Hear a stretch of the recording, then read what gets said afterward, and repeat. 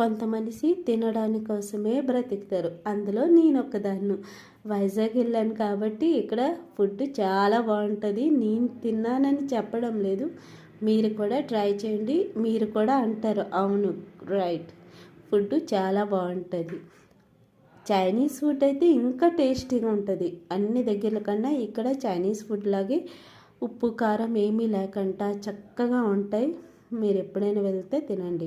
రుషికొండ నుంచి వస్తుంటే దారిలోనే ఇది కనిపించింది. ఇది రెండోసారి తినడం. ఫుడ్ మాత్రం చాలా బాగా అనిపించింది.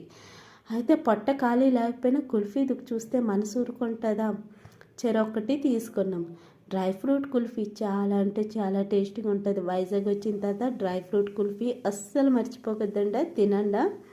కాఫీ తాగలేదు, అందుకోసమే నాకు తెలియదు. ఆ రోజు మధ్యాహ్నం అయిపోయింది, తిన్నప్పటికి 3 గంటలు అయింది కాబట్టి కాఫీ మీద ఇదేం లేదు. ఫుడ్ తినేసి కుల్ఫీ తిన్నాం.